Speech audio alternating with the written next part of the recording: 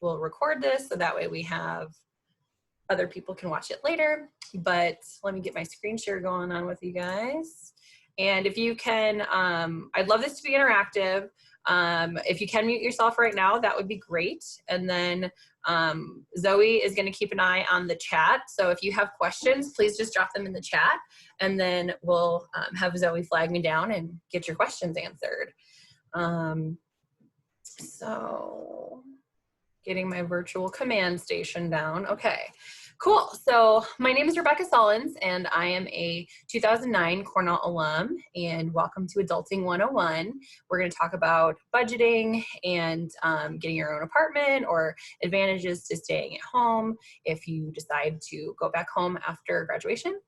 So I want to go ahead and acknowledge this is a tough time for everybody, but especially for seniors.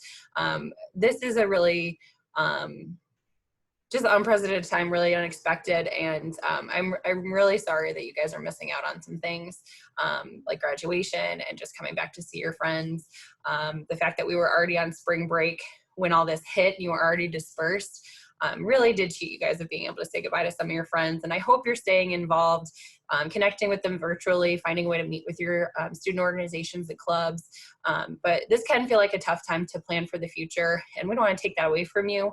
But realize that Cornell and the Barry Career Institute, Res Life, the alumni office, we're all here to try to help you through this and make it more manageable. I mean, transitioning after college is already tricky. And so we have content that we were already planning to deliver to you, but just given the recent circumstances with coronavirus and the economy, just know that this is still good advice. These are still things you're going to be encountering.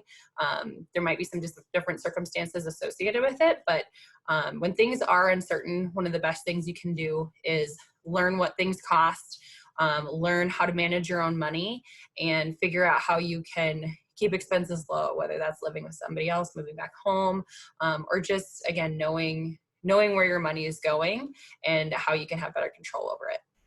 So hopefully this stuff will help you look towards the future and feel a little bit more prepared once you're able to leave your house.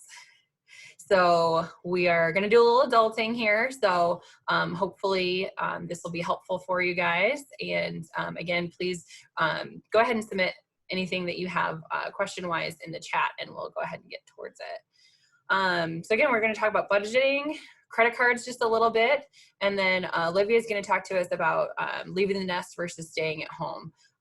Knowing what you can afford if you're looking for an apartment, but also knowing where to search, but also why, if you have the opportunity to live at home or with a family member, how to take advantage of that, not see it as like, oh, I'm just moving back home.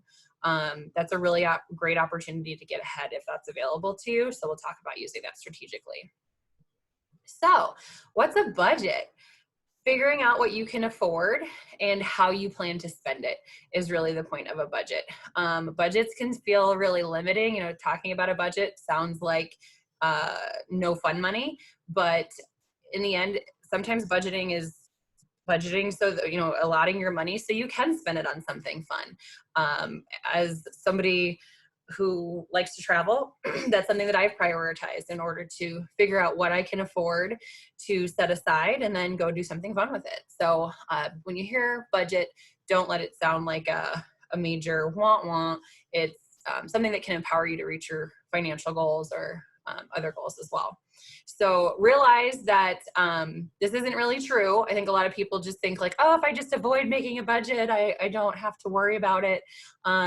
If you don't make a budget, you are setting yourself up to be guessing, possibly squandering some money on some smaller things that you're not really noticing, but could really add up towards something that might be more worthwhile for you. So make a budget. We're going to talk about how to do that. And if you go over budget, that's fine, but it's just about being aware of where your money's going and being in control of it. So something that I want to make sure we talk about, and we talked about salaries in our last webinar, was the fact that what you get paid is not necessarily what you make an hour or what you make in a year is definitely not what you're actually taking home and putting in your pocket. So there's gross salary, which is what your job pays. And then there's net salary, which is what you get to take home after taxes. And then there might be other withholdings that you have that are elective through your employee benefits. So that might be for retirement savings or health insurance, that kind of thing. So depending on if those things are available to you, you might have more things coming out of your paycheck. So make sure you know the difference between gross salary and net salary. And we have some of that information in our previous webinar if you want to check it out. So knowing what your salary allows you to afford requires breaking that down. And so if we were to take a gross salary of $16 to $17 an hour, which comes out to $35,000 a year, roughly, which generally, in order to get that measurement, you could just look up wage converter, like salary, hourly to salary conversions, and you can get a chart that'll show you those things. But otherwise, your calculation would be whatever your hourly pay is times 40 hours a week times 52 weeks a year, generally. So if we were to look at that, $16 or $17 an hour, roughly about $35,000 a year, when we break that down monthly, bi-monthly, and weekly, it looks a lot different once we take some of that stuff out for taxes. And a lot of times they're saying, anywhere from like a third to a fourth might be how much withholdings are going to come out of your paycheck. Realize you'll get some of that back potentially with your tax return, but day to day, week to week, paycheck to paycheck, you want to know what kind of money you really do have coming in after taxes and all that. So looking at $35,000 a year, taking it home after taxes, it's really going to look more like $24,000 and some change. So breaking it down monthly as well as by paycheck, but also weekly, what looked like $673 a week is actually going to be about $473 a week. And then that's the money that you have for gas, for groceries, going out to eat, that kind of thing, cell phone bill. So just realize that, less than $500 a week is still pretty great. I mean, having maybe $100 to just kind of go yaha with and do whatever you want and the rest goes to bills is still feeling pretty financially free.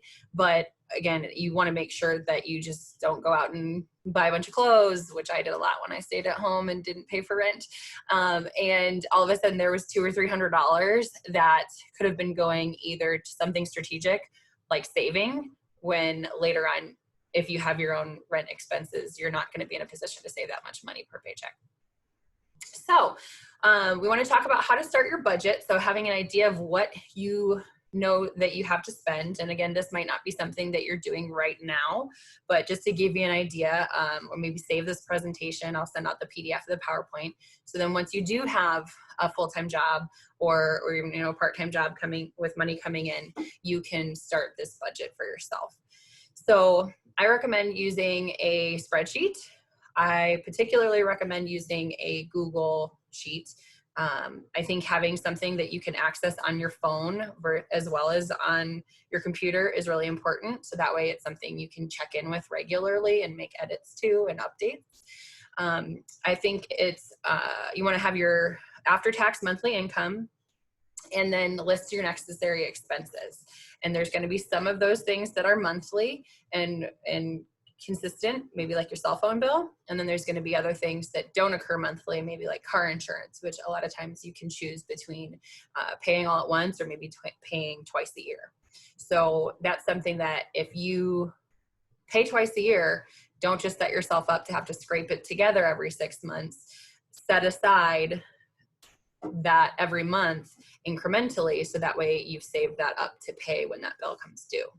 So so what you're going to do is take those expenses that you list out, subtract them from your net income, and generally that's what you're going to have left for things like groceries, gas, that kind of stuff. And if you list those things budgeted in your expenses, then maybe what's left is spending money. But it just kind of depends how you want to break that down. I will say that when we talk about like internships, when we give people money for food, generally $75 a week is pretty generous for one person to be able to buy groceries, maybe go out to eat a time or two. So realize that you could definitely do it on less, But if you're not sure how to budget for groceries, maybe start with $75 a week. I can make a killing at Aldi with $75. And that's not just food, that's toiletries and all that kind of stuff too. So if your total at the end seems too exciting, make sure you're not leaving something really essential out. Like if you have prescriptions that you have to pay for, maybe that's only a $20 copay, you're still on your parents' insurance, but if that's up to you, then that's $20 every month that you need to also factor in. There might be something like, or maybe just saving something aside for oil changes or other expenses that come up periodically. So if you still have a decent amount after your expenses, I recommend taking at least $20 of that and putting that aside in either an envelope or a checking account or a savings account in a different area. So you're just kind of squirreling that money away. So it's out of sight, out of mind, but you're incrementally saving what you can. So here's some of the things that you might have on your budget. Car payment, if you have that, student loans, are gonna have about, I think, 6 months after graduation. I'm sure you'll probably have more at this point with the coronavirus stuff, but knowing that you have those loans coming up to pay back and, over a long time, so they're not overly burdensome generally if you're just paying the minimum payment or a little bit more. But if you can set yourself up to expect that payment, and if you have a job and can start making that payment, into your savings account for the 6 months leading up to when that bill is actually kicking in, you can really set yourself up to be in a good financial situation, not be surprised by all of a sudden that $150 payment that you weren't paying for 6 months, and you might have been going shopping with that money for 6 months and wish that you hadn't. Not speaking from experience on that one. So savings and emergency, I would recommend treating that as a fixed expense. So I'm ADD and I need to have things like separated, otherwise things get really confused. And so I have I won't recommend having 5 or 6 bank accounts, but if you do have a bank that allows you to have a separate checking account as well as a savings account, having a couple different buckets can be really helpful in making sure that you keep things separate for emergencies, maybe something that's not tied to a debit card. So that way it's not as easy to just, swipe it for, a movie or something else that's actually not an emergency. And then also having a checking account that you use for your bills.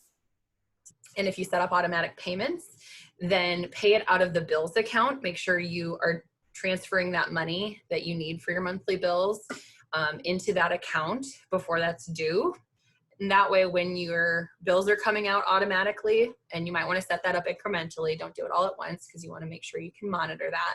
But once you do that, you don't also want to be swiping for your groceries out of the same account that you're going to be paying $500 of rent out of. That was something that I made the mistake of early on, was thinking I knew what my balance was. I'd looked online and then I'd go swipe, and then maybe I'd bought gas earlier that day and $1 came out to reserve my gas to make sure I had money in that account, but the full $35 of gas didn't come out. And now my balance was actually less available than I thought it was. So I think that's one of the big things that I think can surprise people, that the full cost comes a few days later. So, also keep in mind public transportation fees and that kind of thing if you don't have a car, if you're living in a city where that's required. So yeah, and then also insurance if you're not on your parents, if you don't have your own, that might be an additional expense as well. So here's what this budget might look like. So I recommend, having up towards the top, there's that net monthly income, and okay, here are my expenses like phone, rent, gas. I recommend using this not just as here's what I'm spending, it's also here's where to find all the information to pay my bills, including websites and your logins and passwords, and then maybe notes on when you've set up that auto pay to happen. It's a lot to log back into all these systems. I think we all know we're already changing our passwords all the time because we forget them. If you can try not to do that with these things, you're going to be paying for basically the rest of your adult life. It's going to make your life easier. So I will recommend, don't put your bank account information in here, But this information, your login and password, if somebody wants to like hack you and pay your utility bill, I just say let them. So I don't think there's any harm in putting these logins and passwords into like a Google sheet. Again, I mean, don't put it on the internet, but it's in the cloud. Or if you save it locally to your computer, maybe that's better if you are a security conscious person. So yeah, having your login and passwords in here is really helpful. And I also sometimes put like the customer service phone number. So once you're pulling this stuff off, if you decide to go paperless, you have all this here. It makes it a lot easier. Put in your account number. And sometimes there's like a PIN or a password hint. Then we can also put in, okay, here's what I have to spend after those monthly expenses. That's that 914. And then, okay, now I have student loans, and this is what these are going to look like. Here's the different providers and the passwords and logins for where to get in there. Maybe make a note on what your principal balance is, what your minimum payment is. So that way also, if you have extra money and you decide you want to pay ahead, pay more than the minimum, you have an idea of what's required and then what's extra. So yeah, that's just kind of an example of what that could look like. You can get as fancy as you want with formulas and all that. I have a tendency to kind of make a mess of spreadsheets because I usually put in a lot of notes and things, but find something that works for you. Like I said, this is going to be something that will be available after the presentation. So feel free to take a look at this, set up your own, make it work for you. But if you're not sure how to do this, or you get lost or overwhelmed, ask for help. Ask somebody who's maybe a little farther along in the process. Also, you could ask like bankers and that kind of thing at your financial institution. They'd be more than happy to help you with that. So we kind of talked a little bit about automating payments. I would be careful with this. Scheduling those payments for when they're due is great. But again, setting things up to have money coming out of the same account at different times that you're not monitoring can be a little scary. So I recommend taking one bill at a time and automating that, and making sure that then you know when it's coming out, how that affects the money that you're transferring in to pay those bills. So timing really does matter. And that's where, especially if these things haven't kicked in yet and you're in a position to put some money in there, I recommend having, my sister actually sat me down and did all of this with me after I graduated, and I'm very grateful for it. She had also mentioned, I had extra money at that point because I was living at home. So with money I didn't go shopping with, I at least tried to put a month's worth of bills into that bill's account and then just leave it there. So that like the bottom balance was always, about $1,000 or something like that, or like $500. And that way, if I ever got to a month where I couldn't pay, I had a month in reserves. And it just made it to where if my rent came out at the same time a bunch of other things came out, there was a little bit of padding in there to make sure I wasn't overdrawn. So even if that's, $30 or $50, I recommend having a little bit of cushion in there just in case things come out at different times, so you're not so close to zero, but also setting up overdraft protection with a credit card or something is an option. We mentioned setting up a separate checking account.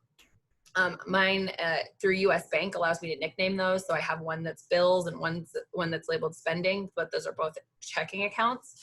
And then I make savings a fixed expense and have since I graduated. So I put $25 a month aside for emergencies into a savings account that is not tied to a debit card, and that actually takes about 3 days for me to transfer into a bank account I can get my hands on easily. And then I also put $50 a month aside for my car insurance. So that way twice a year when I have to pay that, it's there for me. I have it as a regular bill for myself, even though I only pay it twice a year. So again, ask for help if these are things that are tricky for you. Any questions at this point, or things people want me to go back and talk more about? Feel free to drop it in the chat. Can I get some thumbs ups, some thumbs downs on like how helpful this is to you? Yeah, good stuff. Thanks, Ulysses. Yeah, very nice. Use those reactions. Cool. Okay, moving on. So retirement, this feels really far away, and it is far away, farther and farther away for each one of our generations. But the earlier you begin to plan, save for it, the better prepared you will be. And as much as that seems obvious and still easy to say, but I don't have any money, so how could I save for retirement? If you've got $20 a month that you could set aside, that is enough to sit in the bank for a really long time and generate more money because of compound interest than if you were to wait till you're like 35 to start saving and you started putting in, $100 a month. So the earlier you start, even if it's with a very small amount of money, the longer that's in the bank, that will accumulate and compound.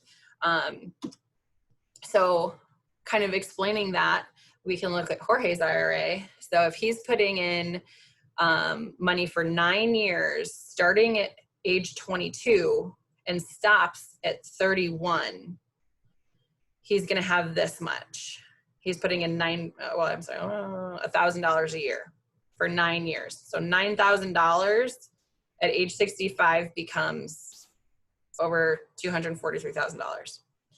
If he waits until he's 31 and saves for 34 years instead of 9, and is doing that same amount, he will have $186,000 or less.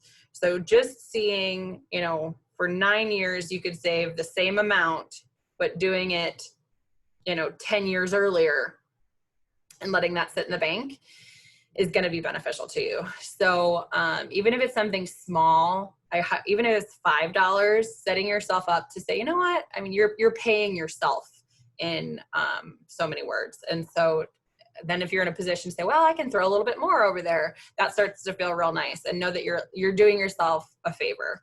Even if it's just a little bit of money, it's way better than none. So I kind of can empathize with this. I have enough money to live comfortably for the rest of my life if I died by next Tuesday. Don't set yourself up to be in that situation. So again, tips for paying yourself first: treat savings like a bill. Just do it monthly. Or even if it's, savings for your car payment, or for your car insurance or something like that. Utilize automatic transfer. You can schedule those things and cancel them very easily. And if you're worried about doing that, feel free to work with your bank to help you set that stuff up. Take advantage of payroll deduction. That's one thing that, like at Cornell, I'm able to say I have 2 different bank accounts I want my check to go to. And I want, 60% of it to go to my bills account where my bills are being paid out of, and then 40% of that goes to my spending. So that just saves me one electronic transaction every month that I have to do, because my employer will do that for me. So if you have that, that's a great option. Having a loose change jar or like a goal envelope. I mean, this is kind of the equivalent of squirreling some money under the mattress. I don't know that you're going to have a whole lot, but it is nice to just have a little bit in reserves that's not in a savings account, that all of a sudden, if you just need some quick cash, you have it there, but you're trying not to touch it. So a lot of what we're trying to set up is self-control. And a lot of that will probably be done for you because you're graduating and things are new, and you might not be making all the money right away. If you are, congratulations. So a note about credit cards. So these are for emergency use. You want to define what that means. A lot of times, it's if you can't pay something on time before you get your next paycheck, it should be a stopgap method. This is not, if you can afford to, try not to use the credit card regularly. You want to try to limit just to one card. If you have more than one, that's fine. But if you're consistently swiping a variety of cards, like now you have 3 more bills that you have to pay attention to, and different interest rates and that kind of thing. So if the more simple you can keep your credit card usage, and the more limited, the better, because it's just making sure you're spending money that you have versus money that you don't have. And if you don't understand the credit terms, ask for help understanding them. Literally, that's what those people on those 800 numbers are there for, is to explain this stuff to you. So don't feel stupid for asking. Pay more than the minimum balance if you can, because again, then you're paying more than the purchase in the first place. And, you know, there are some ways I've taken advantage of the fact that, you know, you can get an interest-free credit card for like the first like year or something, or first 5 months. So I had like a big purchase that I put on one credit card, and I found a 0 interest one on balance transfers. So I knew it was going to take me a little bit longer to pay off that total. And so I wound up transferring the balance to a new card, closing the old one. And now I had the ability to pay on this one as I go, but I wasn't accumulating interest. So just know that that's a thing. And I would highly recommend asking like a friend or a family member who's maybe a little bit more your senior to help you maybe research a low interest rate credit card that also doesn't have a limit that's going to tempt you too much. So that's what I have in terms of budgeting. If anybody has any questions, feel free to drop those down below. But otherwise, I think I'm going to hand it over to Olivia, and she's going to talk more about the apartment type stuff. So, and then let me actually hand that control over to you. Cool. Thanks, Rebecca. Olivia Lennon here from the Res Life office. So I'm going to talk about living off campus and how to search for your new place. Okay, there we go. There we go. Awesome. There's Mom and Dad. So even if you don't move back to your hometown, definitely consider living with family or friends. That could help you save money and get you connected into the community. And you could have happy hour with your mom and dad if you wanted to. But not only would that save you about 1/3 of your monthly income on rent, but it could also save you on other things such as groceries or toiletries. Maybe you could get them to cook you some meals, because after working a long day, sometimes cooking dinner isn't the first thing you want to do. So you could take turns doing that as well. But it also takes a lot of pressure off of your first job, not having to worry about the rent or not being tied down to a lease or a mortgage if you find out that that job may not be the good fit for you and you kind of want to look elsewhere. So if you decide to find your own place, you need to be prepared to do some research to find areas of the city that might be a good fit for you and your interests, and maybe some places to avoid living. So ask people that you know in that area, maybe a friend or a Cornell alum lives in that area that you could connect with, or ask your new employer. Your new employer really wants you to be successful in your new job, and part of that is being connected of where you're living and feeling like you have a good fit in the city or new town that you're in. Definitely look on social media as well. It seems like there's a Facebook group for pretty much anything out there these days, so you could search on there to see if there's a good part of the city that would be a good fit for you or not. After undergrad, I moved down to St. Louis, and my now husband was really into soccer. He still is into soccer, but he really liked Manchester United, so he searched on Facebook for Manchester United, St. Louis, and he found that the Amsterdam Bar and Grill shows all of the games, and a bunch of people go there to watch them. So we started going there and hanging out. We made really good friends, and we just felt like we fit in the community. So definitely look online, search for what you're interested in. Maybe there's a yoga studio that you'd like to live by, or maybe this apartment building's right by a park where you could go out and walk your dog.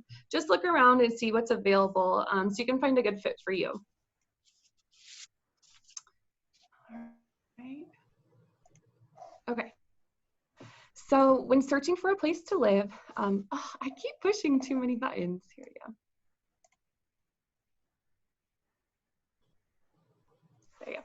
So when searching for a place to live, you can look in smaller, more local listings within your city resources, such as local newspapers. If you go to the grocery store in town, they usually have like bulletin boards where they'll post different openings in houses or openings in apartment buildings. You can also look at their Chamber of Commerce downtown or visit their local visitor center to find some listings. And you can also do a large search online if you're unable to be in that area for different apartment complexes and buildings. just be sure to filter the amenities that you're looking for in your price range so you can find the best fit for you. So in order to search appropriately, you need to figure out how much you can afford and what you can spend on your rent. So you should expect to pay 1/3 of your gross monthly income on rent. So here's just an example here. If you made $35,000 as your first salary, your gross paycheck would be $1,346, and you want to multiply that by 2 because you typically have 2 pay periods within a month. So once you have that, you'll multiply that by 0.03 to get 30% of that number, and that leaves you with $807 that you can spend per month on rent. Now, something else to consider is you may not want to go at the top of your budget because there's other costs that need to be considered each month as well. So utilities include your heat and gas, your electricity, your water, your garbage collection. So utilities vary by property, and some might be included in the rent. So you can definitely ask about that, but others may not be, and it may be an additional cost that you're paying each month. So it's important to ask about the previous renter's utility bills so you can get an idea of how much you'll be paying and how much it varies from season to season.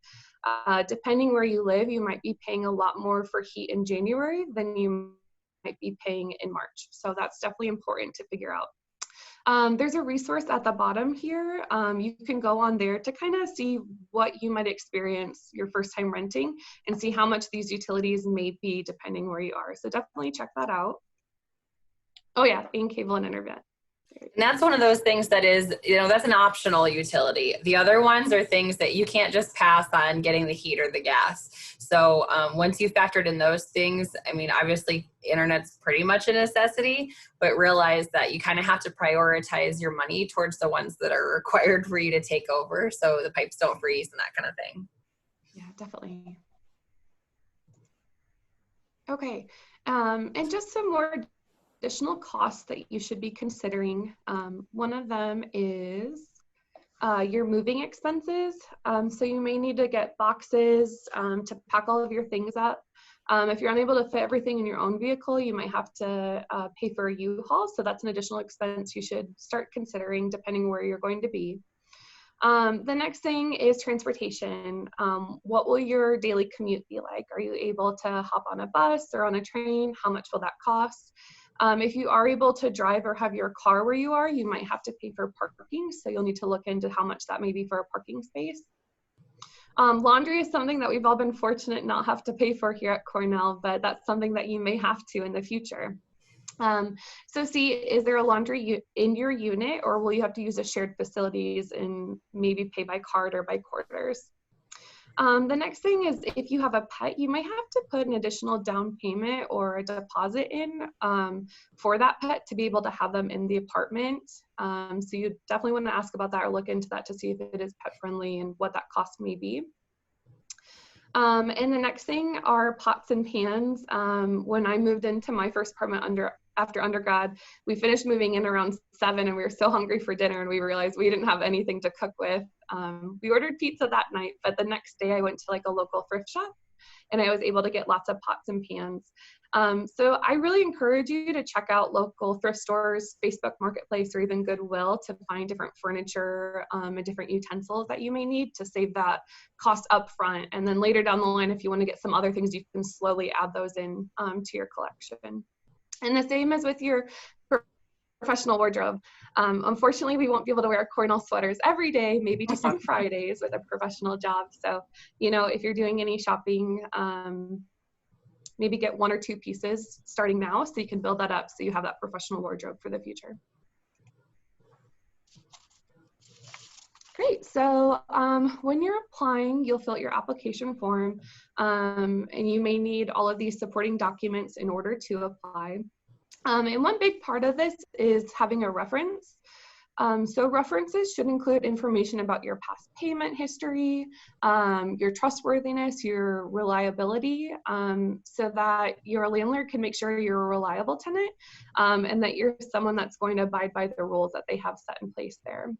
So if you're unsure of who to use for a reference, definitely consider me, Dan, and Steven here at the Res Life office. We have your conduct history on campus, or can just talk about what your experience was like living in the res halls, and we can speak to that and give you a good reference for that.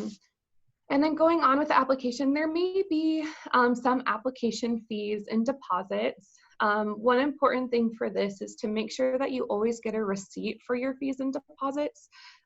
You should get your deposit back at the end if there weren't any major damages that took place in the apartment or in the house. So definitely keep track of that so you know what you should expect whenever you do decide to move somewhere else. All right, I think that's all I have. So I'll throw it back to you, Rebecca. Thanks, Olivia. One more thing to mention about, we mentioned like those checks for deposits and that kind of thing.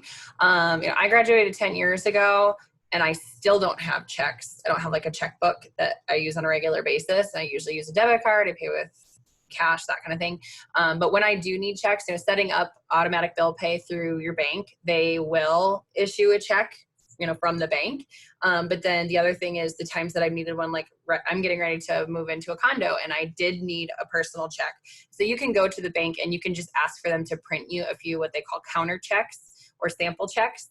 And so instead of buying an entire book of them that you don't use, that also has your account number laying around, I just ask for checks from the bank when I need them and usually get maybe like 10.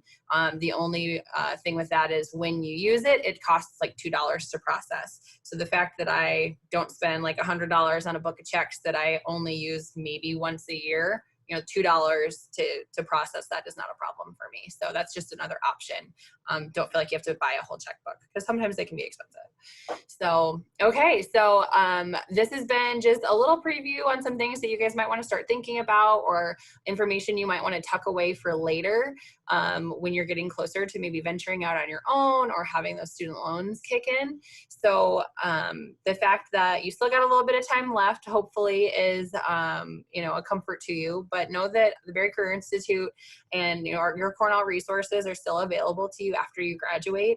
Not just because of coronavirus, we've always been available to you after you graduate, but just know that we do realize this is, a disorienting time. And, as you get ready to work towards being done at Cornell, in addition to thinking about your money and where you're going to live, you should also be researching some careers and locations and like living arrangements that might match your interest or desired income. I know when I graduated in 2009, which was also in a tricky economy after the 2008 economic crisis, I stayed back home and people were like, oh, wow, you must be saving a lot on rent. And like I mentioned, I was just kind of spending that money for fun instead of setting it aside. And, that was hundreds of dollars a month that I could have been setting aside and then having either compound interest or that kind of thing. And so it's a really unique time when you don't have to pay rent. So if you're in that situation or you're paying, a fourth of what rent actually costs because your family is, charging you a little bit, really take advantage of that opportunity to squirrel that away because you're just not always going to have that opportunity. Things will get more expensive as you get older. And one of the other things to consider is when you're graduating kind of like a tough economy, those living arrangements, I went back home and that was a good fit for me, but also there were a lot of my friends that were moving to Chicago. And although I felt like that was a more expensive city to live in, I knew a lot of people there and I could have like doubled or tripled up and we could have been roommates. So that's one of the other things, if you're not sure where you want to go, if you don't have a situation where you can live, go where there's other people or consult with the other people who are maybe moving to a city you'd be interested in to see if you can split expenses and continue to live the dream of living with other Cornellians like college hasn't ended, which I know a lot of people who have done that and had a really good time. So become friends with your bank and HR reps. So, if you get a job and you don't understand the benefits stuff, ask the HR person. That's what they're there for, is to help you understand those things. Ask questions until you understand. Use credit cards only if you can afford to pay it back quickly. Try not to set yourself up to get buried right away. And start saving and investing, even if it's just a little. The investing stuff still scares me. So I might not do that, but at least saving something a little bit aside is helpful to set you up to hopefully have a little bit of cushion in case something happens. I don't know how we got to where we're at now. There we go. So next I'm going to invite Zoe from the Alumni Engagement Office to talk to you guys a little bit about how to tap into the alumni network to also make this transition a little easier. Zoe? Awesome. Thanks, Rebecca. So once again, I'm Zoe Russell. I'm the Assistant Director of Alumni Engagement here at Cornell. And just in a short few amount of weeks, you all will become Cornell alumni, which is super exciting. So we just wanted to let you know about some of the opportunities to make the transition past Cornell even easier for you, utilizing resources we have in the alumni office. So the first one I wanted to talk to you about is called Cornell Connect. This is a brand new platform. It actually launched to our alumni community yesterday. So it's really new, but basically it's a combination of Facebook and LinkedIn, but it's strictly for Cornellians. And so here's a screenshot of just the main page of what it looks like.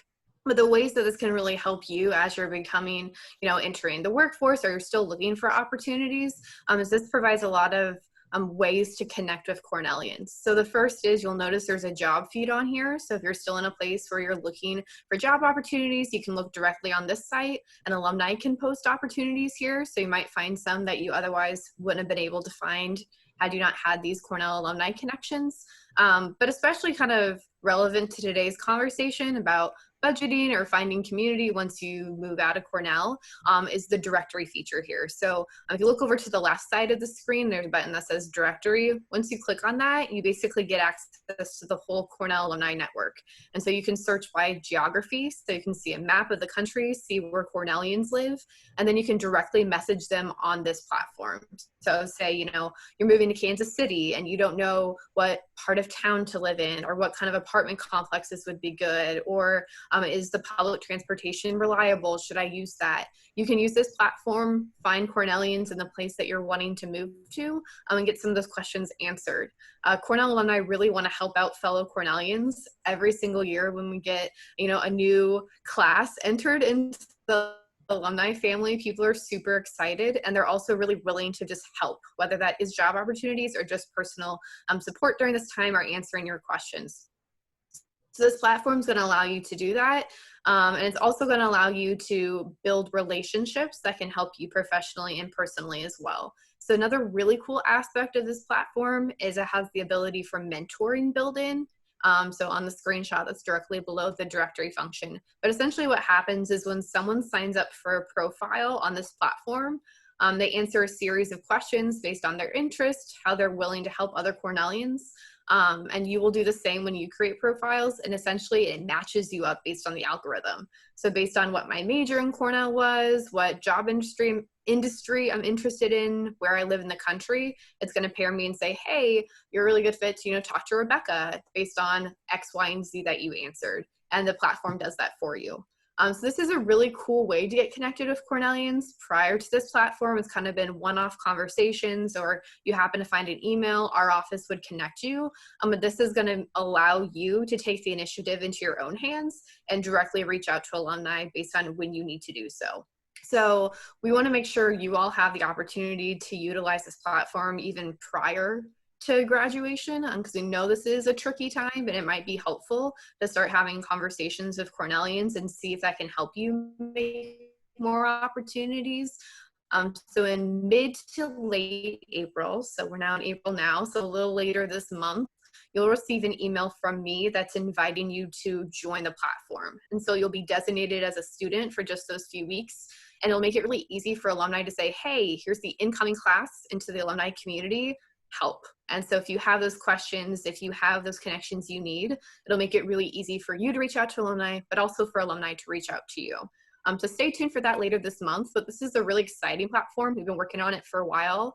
We had over 150 alumni sign up in just the first day, which was super cool to see. So we think this is going to be a really great resource and just a way to build those professional connections, but also those personal ones, or get kind of questions answered about what it's like to budget after college, or know kind of the ins and outs of specific companies or cities, or really just kind of any questions you have about life after Cornell. And so the other thing I'll mention, you kind of see it on the screen, but it's something that we've offered in the alumni office for quite some time, is regional clubs. So depending on where you end up in the country, we have kind of what we call Cornell regional clubs all across the country. So our key ones are, there's 3 in Iowa, 1 in Cedar Rapids, Iowa City, Des Moines. We have a Minnesota chapter that's mostly around the Twin Cities. We have 1 in Denver, 1 in Washington, D.C., and then 1 in Chicago. So if you find yourself in any of those communities, we consistently have, whether it's happy hours or programming or meeting up at a winery or, you know, meeting up at a concert, we have those frequently. So you can kind of continue your Cornell community past graduation. And we find that's a really cool way to just meet Cornellians from other generations. I knew a young alum who ended up going to an event in Arizona. She met a woman who had graduated 7 years before her, and they're now best friends. And it was kind of through this event past Cornell that they were able to build that connection. So not only in the regional clubs do we have it, but we have events across the country every year when we're able to meet in person, which hopefully, you know, in coming months will be able to happen again. But that's a really cool opportunity to get connected once you graduate. So there's a platform, there's the regional groups, and there's also the LinkedIn alumni tool. So if you're trying to find someone in a specific company or a specific town, you can utilize LinkedIn to find them, because most people know that they're Cornell College alumni there, and you can find it pretty easily. And then the last thing is just reach out to the alumni office. So like I said, I'm Zoe, the alumni director is Michael Geneser, and we're both just really excited to welcome you to the alumni community, but also help you with that transition. So if you have specific questions about, you know, what services do alumni offer, how can I utilize Cornell resources past graduation, or just anything else that comes to mind, we really want to help support you during this time. As you'll kind of be hearing from us for the future for various alumni events and kind of opportunities. And so feel free to reach out to us. You can either email me directly, or we always have an email that's alumni@cornellcollege.edu. And that kind of, we can field any questions there. So that's what I have for alumni things, and I'll turn it back to Rebecca. Great. Thank you, Zoe. Just one thing to kind of reiterate what Zoe was saying is I think there's a lot of students, and maybe not necessarily the ones that we have on the call right now, but a lot of people who are like, why would I reach out to people who went to this school that I don't know, that are like 20 years older than me? You know, as we talk about trying to find either mentors or people who are connected in the area, you having Cornell in common with these people is huge. You know, if you went to the University of Iowa, sure, there's tens of thousands of people who have graduated from U of I, but Cornell, because it's so much smaller, because you've probably literally sat in the same classroom that housed like 25 students or maybe 5 students in a class, and stayed in the same residence halls, like we're just a smaller, more close-knit community. And so because we're a little bit of a needle in a haystack, once you get out into the big world, once you find those Cornell people, they're so excited to find each other. And so when they hear that there's something they can do to help you get ahead, everybody else remembers what it was like to graduate and maybe not know what you were doing, or need to make new friends in a new area, or find somebody in their industry who could help be a mentor or introduce them around.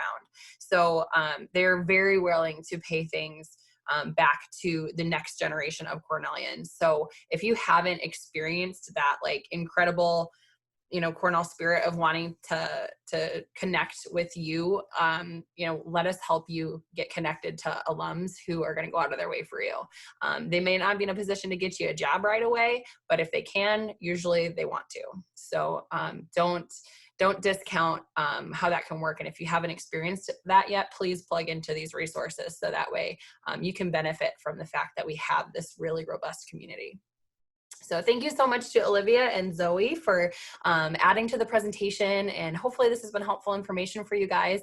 If you have any questions, please feel free to drop them down in the chat, or we can also just take you guys off mute if you want to ask any questions and hang around. But that's kind of what we have for you here today. We'll make this available via like video webinar, and also the PDF will be sent out afterwards. Please share with your friends if you did find this useful. Please recommend that they take a look at it. We obviously have over 200 seniors, and we have a few on the call today. And so especially if this was helpful for you, I'm sure it would be helpful for one of your friends. So we appreciate you sharing the information and letting them know that we're all here to help with any of these things if you hear of somebody else who needs it. So now I'll open it up for questions if anybody has any. Rebecca, do you mind if I jump in for just Hi, one Mark second? Kendall. Welcome. Please do. Hey, everybody. Thanks for coming to the meeting today. Thank you, Olivia, Zoe, and Rebecca very much for that presentation. I just had a couple additional thoughts. So I'm Mark Kendall. I'm one of the associate directors along with Rebecca at the Berry Career Institute, and I'm the pre-health advisor. I guess first thing regarding a budget, I completely agree, and I cannot stress enough, this is really important. And the more detailed you can be with your budget, the better. So with each major category, break it down. So for one, I have sort of like household items, and I track like toiletries, cleaning supplies, stuff like that. For entertainment, I will track travel, I will track hobbies, I will track, if I'm going out for certain events, subscriptions. Exactly, like food, certain events or programming out on the town. Track it as precisely as you can so you can understand where you're actually spending your money. There have been a couple times since I graduated where for 1 year, I'd follow myself very carefully and watch exactly where I was spending all my money. And that was really useful to me because it turns out that I was sort of overspending in some ways and underspending in others. I guess another thing related to that is remember to treat yourself, right? So you need to be frugal, but pick a couple things that really matter to you and splurge on them. I am blessed, I'm grateful to be a middle-class person, right? That kind of income. That means I have enough money to have power of choice. So I can choose a couple things I really care about and invest in those and then live frugally otherwise. Yeah, if it's your morning cup of coffee at Starbucks, that's your treat, then that's not something that maybe you should cut out. But if you want to go on a trip or you want to pay off your school loans earlier, that's a choice that you could choose to, save $6 a day or something like that.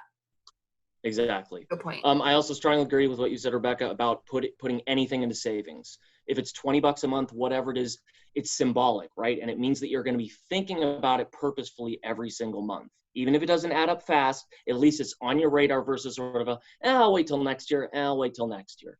Because I've seen lots of friends where that happened to them. If you need to skip a month, that's okay. But trying to get back into thinking about it every month is the healthy habit. Right. One other thing regarding finding an apartment, actually go visit the places and pay very careful attention to the landlord or the manager and how they're presenting the apartment. So are they easygoing, or are they even sort of like, just go look at it and come ask me if you have questions? Or are they kind of watching you? Are they trying to be careful how they craft the presentation? See if you can talk to neighbors in the area. One way that I found my apartment complex here that I knew I found the right place was I ended up speaking with a couple neighbors, and they were very easygoing and friendly. And one of them said something I'll never forget. He said, at this apartment complex, we don't tolerate noise. We do tolerate weed. and I laughed really hard. But he's right. People are very respectful at the apartment complex. They're really quiet.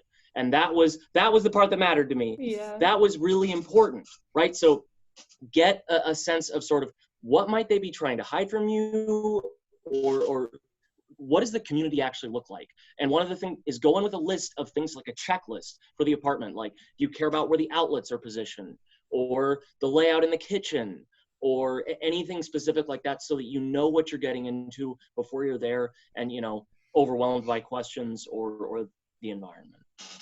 And realize you will make some mistakes, when you go through this process, and maybe you're not in a position to pass on a place because of where the outlets are, but you are able to go in knowing what the, potential drawbacks are and decide to rent that anyway and know what you're getting versus signing up and then being locked in for a year and it really not meeting your needs.